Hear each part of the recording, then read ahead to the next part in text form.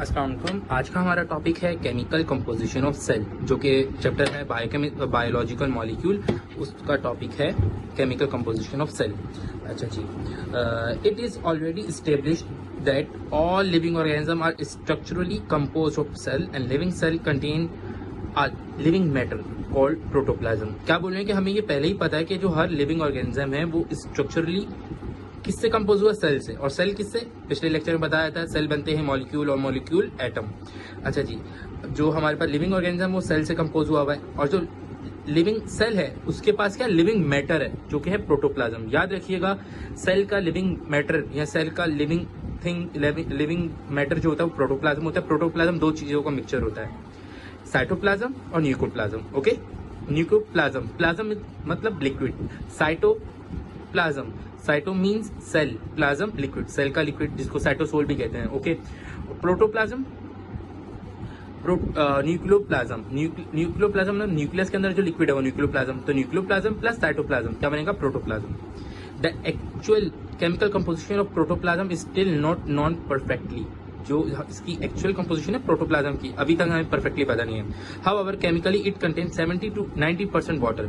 तो बोल रहे हैं कि टोटल प्रोटोप्लाज्म में 70 से 90% क्या होता है? पानी होता है, वाटर होता है। Got it? If the water is evaporate, अगर वाटर को आप एवोपरेट कर दो, एवोपरेशन क्या होती है? At the room temperature, vapour form में वाटर का रिमूव होना, removal of water in the form of vapour at the room temperature is known as evaporation. तो मैं क्या बोला था, अगर 70 to 90% वाटर किसमें? सेल के अंदर, प्रोटोप्लाज्म के अंदर, जो कि सेल का लिविंग मैटर है total.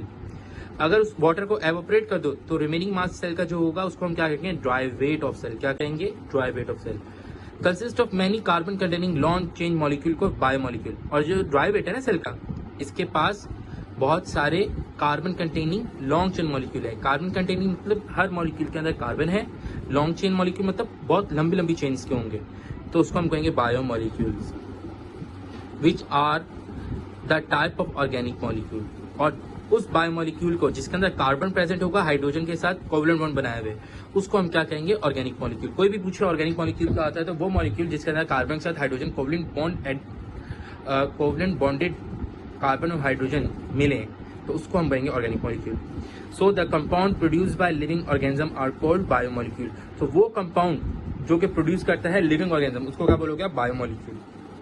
The element which are involve in synthesis of biomolecule, वो एलिमेंट जो कि इन्वॉल्व होगा सिंथेसिस बनाने में बायोमॉलिक्यूल के, उसको वो कौन से होते हैं? मेनली 6 मेजर जो होते हैं ना हमारे, वो 6 है, carbon, hydrogen, oxygen, nitrogen, phosphorus और सल्फर। ये 6 मेजर हैं जो कि सिंथेसिस करते हैं किसी बायोमॉलिक्यूल को। अच्छा जी, फिर क्या है हमारे पास? अच्छा जी, मैं आपको एक बात बता दूं, the form approximately 98% of biomolecule. ये जो 6 टाइप के हमारे पास कंपाउंड थे, ये अप्रोक्सीमेटली 98% बायोमॉलिक्यूल मेक करते हैं। Okay, fundamental type of biomolecule. Fundamental type of biomolecule का मतलब कि हमारे पास जो फंडामेंटल वो चीज होती है जिससे चीजें डिराइव होती हैं। ओके, जैसे हमारे पास टाइम का सेकंड है, वो फंडामेंटल यूनिट है। और फिर आप दूसरे यूनिट देख लें जिसके अंदर लाइक वेलोसिटी, ये भी फंडामेंटल यूनिट है, क्योंकि मीटर अपॉन सेकंड है। मीटर लेंथ का हो गया और सेकंड टाइम का हो गया। Fundamental basic biomolecule can be divided into the following groups according to the variability in the structure and function in the cell and organism. जो biomolecule है ना, उसको क्यों डिवाइड किया, कौन सी बेसिस पे डिवाइड किया गया? उसकी वेरिएशन स्ट्रक्चर में और उसके फंक्शन जो होते हैं सेल में अलग अलग होते हैं, इसलिए उसको डिवाइड किया उनके बेसिस पे। कार्बोहाइड्रेट याद रखिएगा, हमारे पूरे इकोसिस्टम में सबसे ज्यादा पाया जाने वाला कंपाउंड बायोमॉलिक्यूल है कार्बोहाइड्रेट। दूसरी चीज है प्रोटीन आपको पता है मसल बिल्डिंग के लिए हमारे जरूरी है। Lipid energy, double energy produce करता है कार्बोहाइड्रेट से लिपिड। फिर न्यूक्लिक एसिड एंड फिर conjugated molecule. Nucleic acid nucleus में होगा, कॉन्जुगेटेड मॉलिक्यूल, कॉन्जुगेटेड मतलब कॉन्जुगेट, दो चीजों का मिला, कॉन्जुगेट जो होता है मिक्सचर टाइप होता है, दो चीजों का मिला हुआ। ओके, डीएनए की full form deoxy ribo nucleic acid, RNA की राइबो न्यूक्लिक एसिड। देखिए, ribo nucleic acid, deoxy ribo nucleic acid. D का मतलब रिमूवल, ऑक्सी एक ऑक्सीजन का रिमूवल होता है। राइबो न्यूक्लिक एसिड जो होता है ना, उसमें से अगर एक ऑक्सीजन रिमूव हो जाए तो वो बन जाता है डीऑक्सी राइबो न्यूक्लिक एसिड। और राइबो न्यूक्लिक एसिड आरएनए और डीएनए। आप लोग प्लीज कमेंट में इसका एक एक डिफरेंस बताइएगा। ओके, अच्छा जी, biomolecules their unit and linkage, के बायोमोलिक्यूल्स के यूनिट क्या है, उसका लिंकेज क्या है। यूनिट्स वो फिजिक्स वाले यूनिट्स हैं। यूनिट्स मतलब क्या है, मोनोमर, इनके बिल्डिंग ब्लॉक्स। जैसे बिल्डिंग ब्लॉक प्रोटीन का होता है अमाइनो एसिड, कार्बोहाइड्रेट का हमारे पास होता है मोनोसेक्राइड, प्रोटीन का अमाइनो एसिड, लिपिड में भी टाइप्स आ जाती हैं, फिर न्यूक्लिक एसिड में भी टाइप आ जाती है। कॉन्जुगेटेड मॉलिक्यूल्स में डिफरेंट बायोमोलिक्यूल्स के यूनिट मिलकर कॉन्जुगेटेड मॉलिक्यूल बनाते हैं। अच्छा देखें, जो कार्बोहाइड्रेट है, सही है, उसमें ऑलिगोसेक्राइड भी होता है, पॉलीसेक्राइड भी होता है, मगर जो कार्बोहाइड्रेट का मोनोमर है, जिसका बिल्डिंग ब्लॉक यूनिट है, वो है मोनोसेक्राइड।